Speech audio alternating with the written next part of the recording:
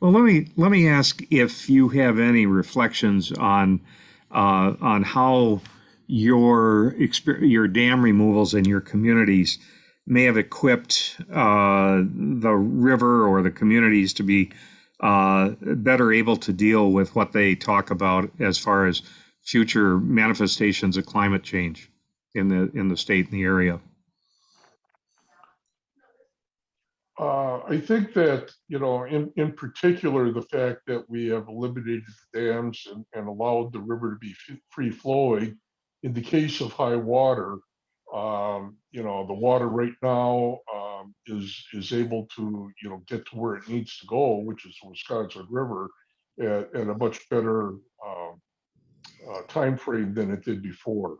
Mhm. And I think that, as far as um, increasing the amount of diversity on the river um, with the different fish colonies and wildlife that we are now seeing certainly helps try to mitigate some of the negative effects that climate change has.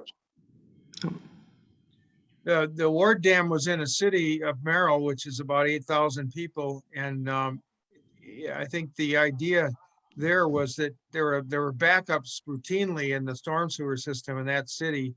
And it would start with the pond and then move back up the system. Now with the dam removed, there's a 120-acre flood retention zone down there that wasn't there before. Several feet of head have changed the amount of water you can accommodate. And one of the big impacts in northern Wisconsin of climate change is a substantial increase in the amount of rainfall and the episodic nature of large rainfalls that cause some real problems for municipal systems. So I think that stormwater management has been improved after the dam is removed in Merrill. And I think that the river itself is more diverse. Diverse systems are more resistant to all kinds of stressors, including climate change. So it's got to impact or improve the fisheries' ability to manage change if it's more diverse. Bob, with these high intensity, short duration events that we've been seeing, that Mike and Baraboo had to deal with huge, practically state record, all time record rainfalls a few years ago. We did over here. Is are those homes that are downstream from the former dam in Merrill at less hazard now?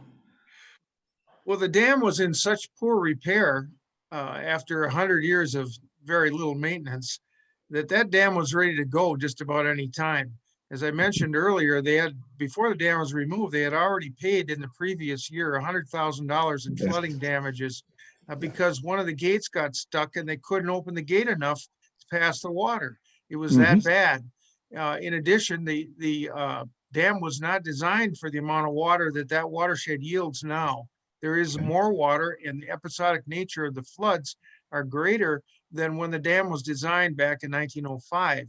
So, the combination of poor maintenance and more water and more episodic flood events, I think creates a greater hazard for those houses downstream if the dam had been retained. Okay. Heath, anything to add beyond what Bob had to say? No, I just think like for trout streams, obviously the impoundment creates a negative thermal impact on the trout stream, trout in cold water. If you have a small to medium sized or even large dam on a trout stream, it warms the water up. So removing that structure, you're going to see a thermal benefit for the cold water fish community. And with, forecasted predictions and increase in climate and things like that, that's going to benefit the trout fishery by having the impoundment removed. So, Okay. well, the only Okay. exception that might be the Bighorn River in Montana, Duke. That's probably the one dam you wouldn't want to take out to maintain a trout fishery. That's right. That's right. In most circumstances, it's a positive impact on the trout stream. So Sure. And I think in addition to warming the water in the summer, you get colder water in the winter, which adversely affects egg development for salmonid. So, it's a double whammy. Too Okay. warm in the summer, too cold in the winter.